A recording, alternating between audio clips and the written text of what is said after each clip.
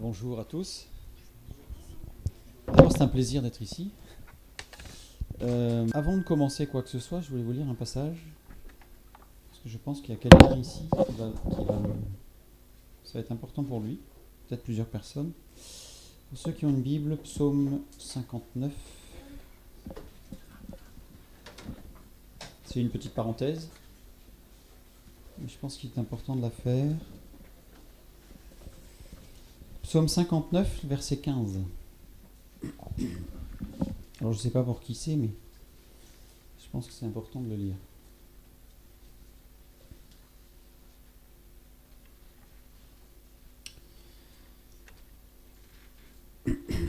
Ils reviennent le soir, ils grondent comme des chiens, ils font le tour de la ville. Donc ils grondent comme des chiens, ça veut dire que dans le texte, c'est qu'ils prononcent des paroles très désagréables, avec des effets très négatifs. Ils errent çà et là cherchant leur nourriture, ils passent la nuit sans être rassasiés. Et moi, je chanterai ta force, au matin j'acclamerai ta bienveillance, car tu es pour moi une forteresse, un refuge au jour de ma détresse. Ô ma force, je psalmodierai en ton honneur, car Dieu est ma forteresse, mon Dieu est bienveillant.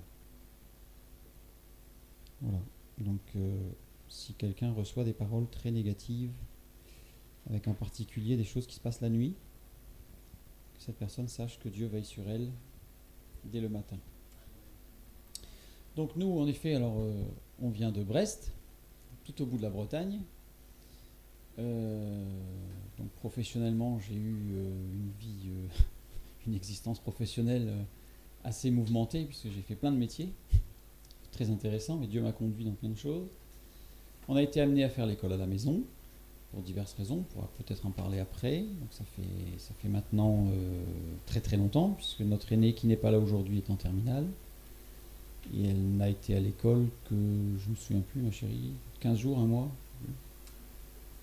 C'est ça à peu près, en maternelle. Et ça s'est très très mal passé. Et voilà. Et donc on a 5 enfants, le dernier étant tout jeune.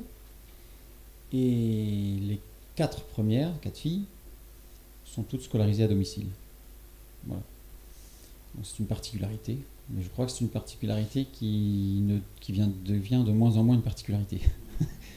Ça devient une nécessité, je pense, pour le peuple chrétien, d'extraire leurs enfants d'un système que j'appellerais un broyeur d'enfants. Voilà, aujourd'hui nous allons étudier la parole ensemble, on va regarder un passage particulier, donc je vais juste poser le micro et brancher le matériel pour que vous puissiez suivre en même temps ce que je vais dire. Je te remercie. Le passage que nous allons lire aujourd'hui, c'est le premier verset du psaume 23. C'est un psaume qu'on connaît très bien en général. « L'Éternel est mon berger, je ne manquerai de rien. » C'est un réconfort qu'on aime se repasser quand les moments sont difficiles. Et je vais vous proposer une deuxième lecture. Ah oui, alors non, avant la deuxième lecture, pardon. On va regarder un petit peu ce qui est écrit. Alors ceux avec qui j'ai discuté savent que j'aime regarder le texte en profondeur. Ce qui est écrit exactement dans ce texte. Alors on ne va pas l'étudier, ce n'est pas une étude biblique. Mais le mot en hébreu qui est traduit par berger, qui s'affiche à l'écran. Donc pour information, pour ceux que ça intéresse, l'hébreu se lit de droite à gauche. Donc avec la prononciation à côté. Ra, c'est un verbe. C'est-à-dire déjà, c'est pas quand nous on dit l'Éternel est mon berger, c'est un nom. Ça c'est un verbe, donc il y a une action. Ce verbe signifie nourrir, conduire, diriger. Donc c'est comme si le texte nous disait l'Éternel me nourrit, me dirige, me conduit. Donc c'est tous les domaines. Et ce verbe a une particularité, c'est qu'il est conjugué à un mode alors c'est très compliqué la conjugaison en hébreu, on va pas parler de ça ce matin, pardon. C'est participe actif, mais ça veut dire surtout que c'est une action continue et non interrompue. C'est très important, ça veut dire que c'est quelque chose qui existe, qui est de la part de Dieu, depuis toujours, pour toujours, et qui s'arrêtera jamais. il ne peut même pas y avoir une fraction de seconde d'interruption. L'Éternel me nourrit, me dirige, me conduit, sans aucune interruption. Je ne manquerai de rien. Chaser, en hébreu, qui signifie, c'est un verbe évidemment, manquer mais aussi diminuer. Je ne diminuerai pas. Manquer, ça donne l'impression qu'il n'y a pas. Mais le texte original nous dit bien que je ne diminuerai pas. Je ne vais pas perdre petit à petit mes forces. Être privé de quelque chose. Et ce verbe est conjugué, lui, au mode imparfait, qui signifie une action continue et répétée. Là, on a du discontinu. C'est-à-dire qu'en fait, on vit, tout va bien, puis il y a des moments où on se rend compte qu'on est fatigué, qu'il nous manque quelque chose. Donc là, nous, on est plutôt dans la répétition. Hein. Dieu est dans la continuité. Et ce qui est important, c'est que dans ce verset, il y a une insistance. C'est tout le temps. C'est très important. Parce que dans notre vie chrétienne, bien souvent, on a des hauts, on a des bas. On n'est pas les seuls. Hein. Dans la parole de Dieu, Jacob a eu beaucoup de hauts, beaucoup de bas, et d'autres hommes de Dieu. Mais Dieu est constant. Il est continu. Pas une seule fraction de seconde, il nous oublie. Petite parenthèse, parfois, on aimerait bien qu'il nous voit pas. Mais même quand on aimerait bien qu'il nous voit pas, il nous voit. Quand on est sur Internet, des fois on aimerait bien. Il nous voit tout le temps. Il est tout le temps avec nous, ça c'est rassurant. C'est rassurant. Maintenant qu'on a vu un petit peu ce texte, c'est David qui l'énonce, on va parler de David tout à l'heure, je vous invite à faire une deuxième lecture. Alors elle va s'afficher à l'écran, dans Luc chapitre 15, versets 3 à 7. C'est une lecture qui est un peu curieuse pour un dimanche matin. Voilà. Jésus leur dit cette parabole. Quel homme d'entre vous, s'il a 100 brebis et qu'il en perde une, ne laisse les 99 autres dans le désert pour aller après celle qui est perdue, jusqu'à ce qu'il la retrouve. Lorsqu'il l'a retrouvée, il la met avec joie sur ses épaules et de retour à la maison, il appelle ses amis et ses voisins et leur dit « Réjouissez-vous avec moi, car j'ai retrouvé ma brebis qui était perdue. De même, je vous le dis, il y aura plus de joie dans le ciel pour un seul pécheur qui se repent que pour 99 justes qui n'ont pas besoin de repentance. » C'est un texte qu'on lit pour l'évangélisation. Puisque là, on trouve vraiment la caractéristique de celui qui est perdu, loin de Dieu, qui a besoin de Jésus-Christ comme son sauveur et son Seigneur. Donc c'est le témoignage. Et quand il réintègre la position que Dieu veut pour lui, à savoir dans une église près de Dieu, alors c'est la joie. Mais Jésus, quand on regarde le contexte, à qui il dit ça? Il ne dit pas ça à des inconvertis. Il dit ça à ses disciples. Donc il s'adresse à des gens qui aiment Jésus, qui connaissent Jésus, qui ont vu des miracles, qui ont vu des choses extraordinaires et qui le suivent, qui ont tout laissé pour lui. Donc voilà, l'interprétation immédiate, c'est celle dont je viens de parler. Mais voilà, comme je le dis, Jésus s'adresse à une foule de disciples. Donc ce matin, cette parole, elle est aussi pour nous. Pour nous. Mais on va regarder d'un peu plus près qu'est-ce qu'il dit exactement Jésus. On va prendre un autre verset maintenant. On voyage. Psaume 119, verset 176. Le psaume 119, en général, il est connu parce que c'est le plus long. Donc, on en connaît deux psaumes très bien. C'est le psaume 117, parce que c'est le plus court, et le psaume 119, parce que c'est le plus long. Mais le psaume 119, il est construit d'une manière très particulière, puisque c'est le plus beau psaume alphabétique. Il est en 22 parties, parce qu'il y a 22 lettres dans l'alphabet hébreu. Chaque partie, c'est un poème, donc ce sont des vers, qui commencent par la première lettre, puis commencent par la deuxième lettre, puis la troisième lettre, et 22 fois, puisqu'il y a 22 lettres. C'est un très très beau psaume qui parle de la nécessité pour l'homme, quand je dis l'homme, c'est l'homme et la femme, de revenir, comme l'a dit notre frère tout à l'heure, de revenir, on a besoin de revenir en permanence à la parole de Dieu. À la parole de Dieu. Alors là, cette fois-ci, je vais prendre mes notes, parce que pour être sûr de rien oublier, parce que les choses, c'est très très précis. Le psaume 119 a été écrit à un moment donné très particulier. Le peuple d'Israël était en très très grande difficulté.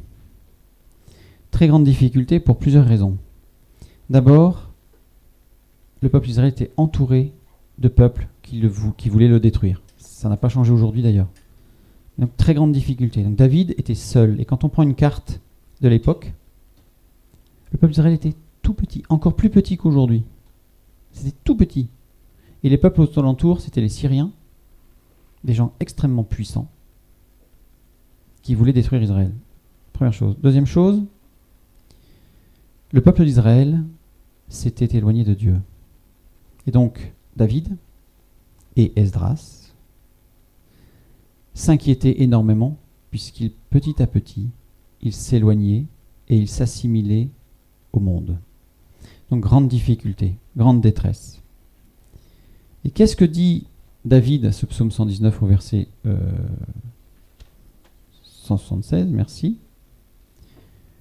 Il dit « Je suis errant comme une brebis perdue. Cherche ton serviteur, car je n'oublie point tes commandements. » Et là, on fait le lien avec la parabole de Jésus. David, c'était un homme de Dieu.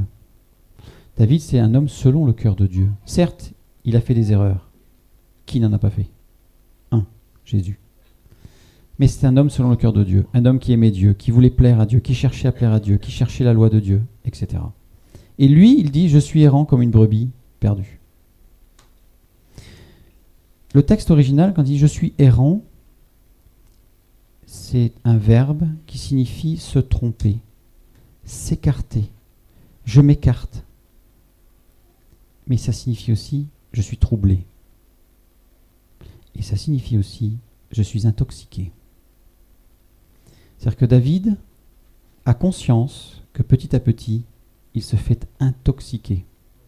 Nous, aujourd'hui, on se fait intoxiquer de partout. La publicité, les informations, la télévision, les livres, etc., etc. On se fait petit à petit intoxiquer. Il faut prendre conscience, ce que fait David, qu'on a besoin, on est troublé. Être troublé, ce n'est pas péché. Être intoxiqué, ce n'est pas péché. Être intoxiqué, c'est pas être loin de Dieu. C'est on a reçu quelque chose qui n'est pas bon. Donc David dit bien, je suis intoxiqué, je suis troublé comme une brebis perdue. Et le verbe perdu signifie manquer, manquer de quelque chose. Il me manque quelque chose. Je n'ai plus cette énergie, je n'ai plus cette joie, je n'ai plus cette paix, je n'ai plus parfois ce désir de revenir à la parole de Dieu. Parfois, lire la Bible, c'est faut que je lise la Bible. Ce sera demain. Là aussi, il faut prendre conscience. Quand ça nous arrive, on prend conscience qu'il y a un petit problème. Et là, David, c'est ce qu'il dit. Il me manque, j'ai plus là. J'ai plus le goût. J'ai plus le goût. Et ce verbe manquer, eh bien, lui aussi, il est conjugué en disant je suis en train de manquer. Donc c'est pas 6 mois après qu'il me dit tiens en fait j'avais oublié, il me manque un truc là. C'est je suis en train de manquer. Dans les moments difficiles, on se rend compte qu'on est en train de s'essouffler, qu'on est en train de s'assoiffer, on est en train de perdre l'énergie. Et ça rejoint le mot utilisé par Jésus dans le Nouveau Testament, dans ce qu'on a lu, la parabole de la brebis perdue. Ce mot grec signifie rendu inutile. Littéralement, Jésus dit la brebis rendue inutile. Et pourquoi elle a été rendue inutile? Parce qu'elle a été intoxiquée. Donc petit à petit, elle a perdu son désir, elle a perdu son envie, sa marche, elle s'est assise. Ça ne veut pas dire qu'elle est perdue dans le sens où spirituellement morte, mais ça veut dire qu'elle est rendue inutile. Combien de fois ça nous est arrivé de se rendre compte que pris par les activités, pris par les problèmes de la vie courante, pris par le problème d'éducation des enfants, etc., on est rendu inutile. On perd cette capacité à servir Dieu. Servir Dieu, ça peut être simplement passer du temps dans la prière. Je me souviens de quelqu'un, quand j'étais un peu plus jeune, qui avait un ministère extraordinaire. Son ministère, c'était s'enfermer dans son bureau et prier pour les chrétiens en difficulté. C'est un ministère qui ne s'est jamais vu. jamais entendu. C'était quelqu'un de silencieux dans l'église, qui était très discret. C'est quelqu'un qui a une particularité, puisque c'est quelqu'un qui est décédé et ressuscité médicalement. C'est quelqu'un qui est ressuscité alors qu'il tient dans son cercueil. Donc c'est très particulier. J'ai eu la chance de pouvoir le rencontrer et discuter avec lui sur ce qui s'est passé. Mais Dieu lui a donné ce ministère pendant ces quelques jours où il est décédé.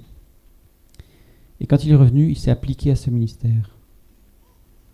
Et on a vu l'efficacité de ce ministère le jour où il est, entre guillemets, redécédé.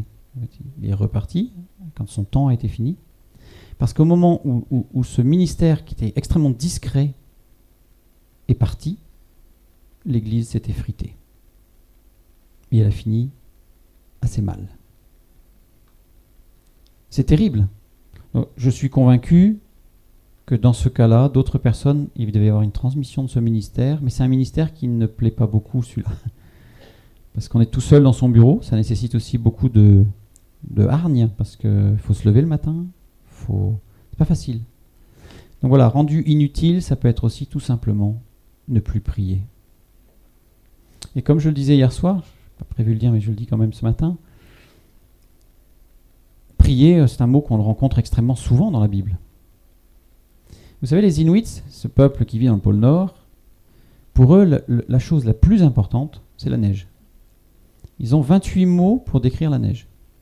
Parce que si la neige est un peu fondue, un peu gelée, un petit peu ceci, un petit peu cela, ça signifie qu'ils vont pouvoir chasser, pas chasser. Il faut qu'ils déménagent parce que la banquise fond, etc. Donc pour eux, c'est extrêmement important. Et tous les matins, ils regardent la neige. Ils ont 28 mots différents pour décrire la neige. Dans la Bible, dans l'Ancien Testament, il y a 22 mots pour parler de la prière. 22 mots qui parlent de la prière. Sur ces 22 mots, il y en a 2 qui parlent de l'intercession. Et il y en a 20 qui parlent de louange et d'adoration. On voit le rapport. Hein. Très souvent, on est rendu inutile parce que on prie, Seigneur, fais ceci, j'ai besoin de cela, j'ai besoin de cela, j'ai besoin de cela. Il faut le dire. Il faut apporter au Seigneur ce que l'on a sur le cœur et nos besoins. Mais la victoire, elle est dans la louange et l'adoration. Parce que ces mots hébreux ont 2 sens. Il y a le mot prier, les 2, qui signifie intercéder, et une autre qui signifie pleurer. Vraiment, on s'épanche devant Dieu. Et les 20 autres mots, c'est louange, victoire, louange, terrasser l'ennemi, louange, détruire l'ennemi, louange, restauration, louange, reconstruction, louange, pardon.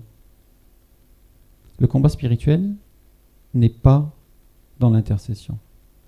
La victoire dans le combat spirituel est dans la louange. Et ça, on l'oublie très vite. C'est l'un des points qui nous rend inutiles. Parce qu'on devient un moulin de prière avec des litanies et on se fait du mal. Parce qu'à un moment donné, on dit « Mais Dieu ne m'entend pas, il ne répond pas. » Mais Dieu, ce qu'il demande, c'est la louange. L'arme du chrétien, c'est la louange.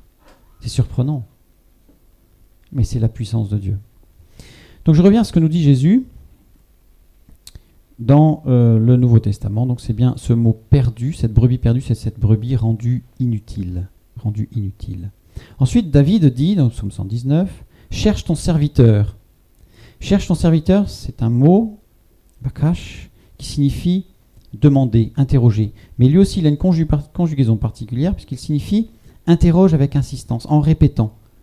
Et ça, quand on marche avec Dieu, on se rend compte que Dieu vient toujours nous chercher, même quand on s'éloigne. Comme je disais tout à l'heure, l'Éternel est mon berger, je ne manquerai de rien. L'Éternel est mon berger, c'est continu. Rappelez-vous Jésus sur le chemin d'Emmaüs. Ses disciples s'éloignaient. Ils étaient tristes. Quand Jésus les a interrogés, il dit « Mais t'es pas au courant de ce qui s'est passé là? C'est terrible. On a perdu Jésus. » Et Jésus les a accompagnés. Il a même voulu aller plus loin avec eux, mais quand ils se sont arrêtés, il s'est arrêté. Et quand ils l'ont reconnu, ils sont revenus. C'est cette continuité qui est importante. Dieu nous cherche en permanence. Et David dit « Car je n'oublie point tes commandements ». Oublier, ça signifie littéralement cesser de prendre soin. C'est pas oublier, je m'en souviens plus du tout. Littéralement, c'est David dit, il emploie un verbe qui signifie « je ne cesse de prendre soin ». Et les commandements, c'est une très mauvaise traduction, puisque dans l'Ancien Testament, en hébreu, il n'y a aucun mot qui parle de commandement. Ce sont des conseils de Dieu. Les 10 commandements, j'ai encore dernièrement entendu un rabbin qui disait ça à la radio, qui disait c'est une horreur d'avoir traduit par les 10 commandements. Parce qu'en hébreu, il n'y a aucun impératif. Donc il n'y a pas de ne pas faire ou faire. Ce sont que des conseils. Et littéralement en hébreu, ce sont les 10 conseils de Dieu pour la vie. La Torah, l'Ancien Testament, les 5 premiers livres de la Bible, la Torah, ça ne signifie pas loi. Il existe la Torah d'une voiture, en hébreu. C'est le mode d'utilisation. Si on devait traduire littéralement l'Ancien Testament, on devrait dire mode d'utilisation pour l'homme, pour la vie. Ce ne sont que des conseils. Donc quand David dit « Je n'oublie pas tes commandements », il dit en fait « Je prends soin de tous tes conseils ». Il est là le secret de ce David, un homme selon le cœur de Dieu. Il n'a pas été dans ces grandes batailles, parce qu'il n'a pas été toujours glorieux dans ces grandes batailles d'ailleurs, mais il a été dans sa chambre en fait. C'est dans sa chambre que ça se passait, dans son intimité avec Dieu. Et le mot serviteur d'ailleurs, parce qu'il emploie le mot serviteur, littéralement c'est adorateur. On retrouve la louange et l'adoration. Le serviteur, c'est pas celui qui fait, c'est celui qui est dans l'adoration et la louange. Si on veut la victoire, si on ne veut pas être cette brebis rendue inutile parce qu'intoxiquée, ça l'intoxication de toute façon on l'aura, ça on s'en prendra, ça c'est inévitable. Mais de prendre soin de tous les conseils de Dieu va nous permettre de nous purifier de toute cette impureté, tous ces faux raisonnements qui vont venir petit à petit, ces paroles dures. Parfois on a des paroles surprenantes, des gens qui nous agressent, qui peuvent nous déstabiliser dans notre foi, nous déstabiliser dans notre vie de tous les jours. Mais revenons au conseil de Dieu, la parole de Dieu. Et le seul moyen de marcher avec Dieu, d'écouter les conseils de Dieu, c'est pas de lire des livres. C'est bien de lire des livres. C'est la parole de Dieu. Quand on dit la parole de Dieu, on l'utilise tellement, nous en tant que chrétiens, parole de Dieu, la parole de Dieu, la parole de Dieu.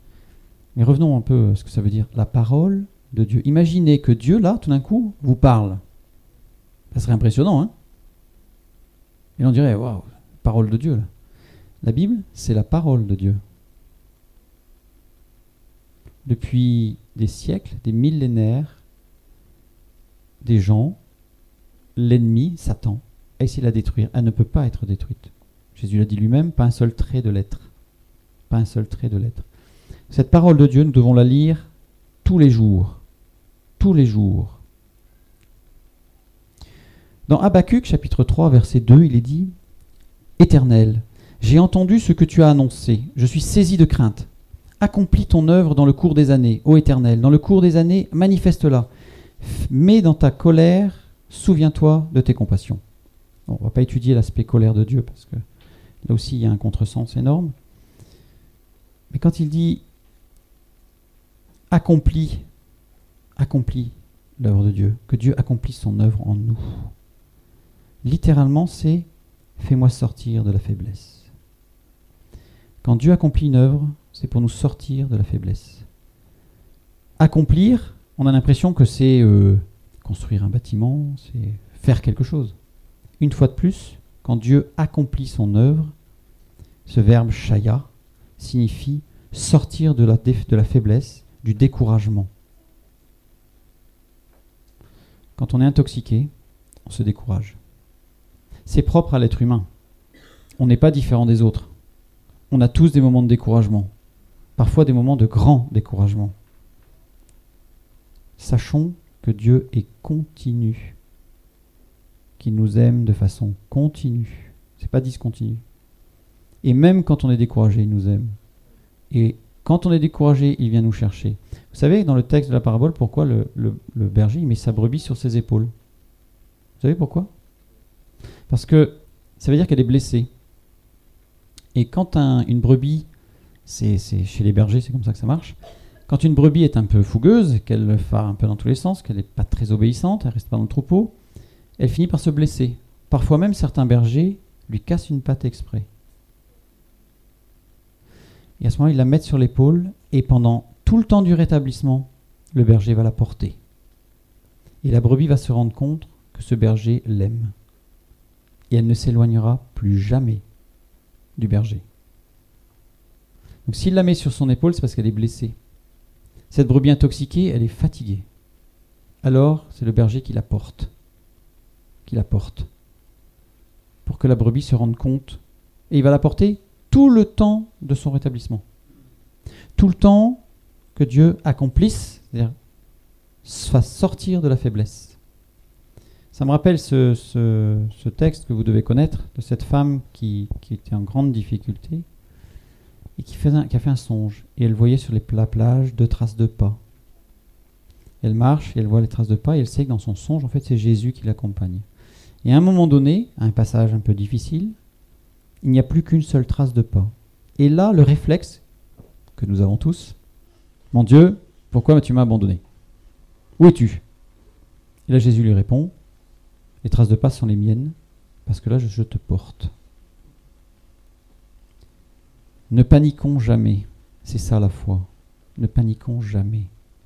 Dieu ne nous abandonne jamais.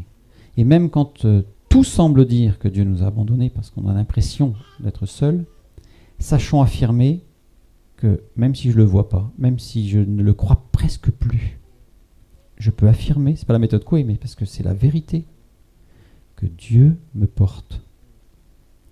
Cette brebis perdue, c'est le disciple fatigué. Et Jésus lui dit, je suis le bon berger. Je suis celui qui nourrit, celui qui conduit, celui qui dirige. C'est très pratique. C'est pas purement intellectuel. Hein. C'est très très pratique. Donc demeurons dans ce conseil de Dieu, parce que comme l'a dit Jésus, je suis le bon berger. Le bon berger donne sa vie pour ses brebis. Tout est accompli. Il l'a dit lui-même. Tout est accompli de façon continue pour tous les temps. En hébreu, il y a une conjugaison qui est très particulière, c'est la conjugaison de l'éternité. En français, c'est impossible à rendre. C'est un temps qui signifie passé, présent, futur, tout en même temps. Vous imaginez bien que ces conjugaisons s'utilisent uniquement quand ça concerne Dieu. C'est une évidence. Et ce plan continu de Dieu, c'est ce temps-là. C'est l'éternité, pour toujours. Demeurons fermes dans cette foi agissante. Alors, j'emploie plusieurs fois le mot foi. Parfois, je m'amuse. C'est quoi la foi? Alors là, parfois, il y a un grand moment de silence. Là. Alors, certains vont me dire, la foi, c'est les choses qu'on espère. L'assurance des choses qu'on ne voit pas encore. Hébreux, chapitre 11. C'est bien, c'est vrai. Mais pratiquement, c'est quoi la foi? La confiance en Dieu, l'obéissance, fidélité. C'est une chose intéressante là. Eh bien, figurez-vous que dans l'Ancien Testament, le mot foi n'existe pas. Le mot foi n'existe pas. Il y a 3 mots qui sont traduits par foi. Et ça, je trouve ça très important parce que c'est fondamental dans la vie du chrétien. Il y a 3 mots qui signifient foi. Le premier, Emouna, c'est un mot qui signifie j'écoute. Et j'écoute avec attention le conseil de Dieu. C'est-à-dire que la parole de Dieu, la vie communautaire, il peut y avoir des dons de l'esprit, il peut y avoir aussi des circonstances, il peut même y avoir des inconvertis qui nous parlent de la part de Dieu. Ça surprend, mais ça arrive. Dieu est maître. Dans la Bible, il a même fait parler un âne. Donc, Pardon ? Et un coq. Et un coq. Donc, ça, c'est ce premier mot qui est traduit par foi. L'écoute attentive. Il y a un deuxième mot, émine, qui signifie je parle. Je parle, mais dans la confiance que Dieu m'entend. Ça, c'est la prière, la louange.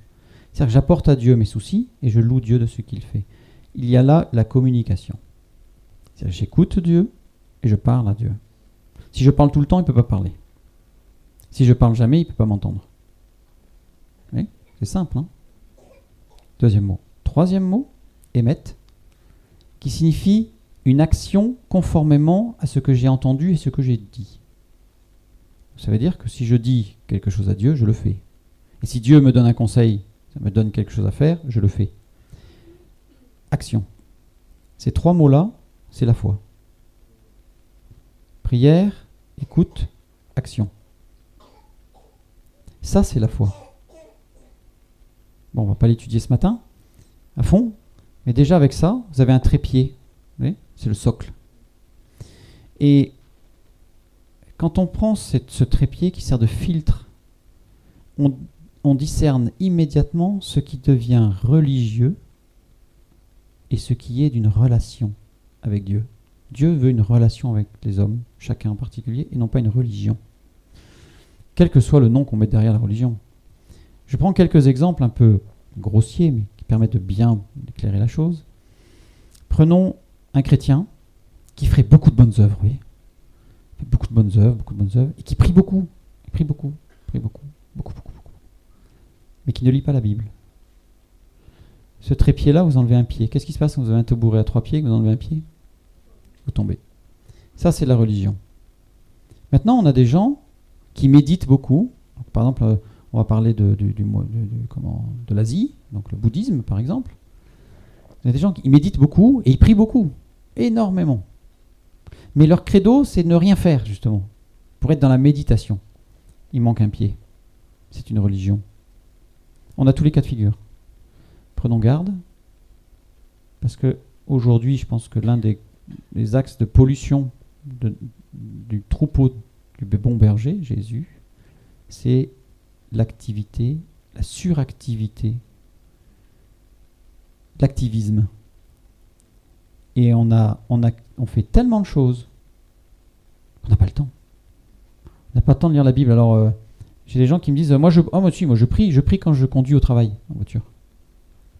C'est bien de louer Dieu quand on conduit, c'est très bien. Mais c'est pas là qu'on va se nourrir. J'en ai un autre qui un jour qui m'a dit, mais moi je lis pas la parole de Dieu parce que j'ai pas le temps. Mais j'ai des cassettes. Je mets des cassettes dans la voiture et que ça quand je conduis, c'est la parole de Dieu, donc des fois j'entends bien, puis des fois quand il y a la circulation j'entends moins bien, mais bon, comme ça rentre quoi. Vous imaginez dans une vie de couple, vous voyez presque pas, et puis les petits mots doux et tout ça, c'est par téléphone ou par SMS, en permanence. Alors c'est bien, petit SMS, mais si c'est que ça, il va vite y avoir un gros problème. Dieu, c'est la même chose. Restons dans le troupeau, restons attentifs au conseil de Dieu. La parole de Dieu, c'est la vie. C'est la vie. Et dans la foi.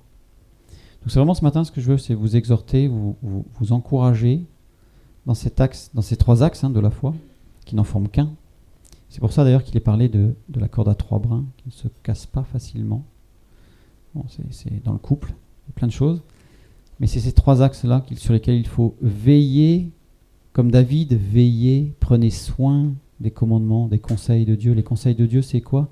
Prière, avec en particulier la louange, l'écoute et l'action. Voilà. Que Dieu vous bénisse ce matin. Pour ceux qui souhaitent, j'ai cette petite habitude, c'est que mes notes, elles sont disponibles. Donc je les transmettrai à Jérôme. Et si vous souhaitez une copie, tout est là. Tout est là. Voilà. Que Dieu vous bénisse. Je rends le micro.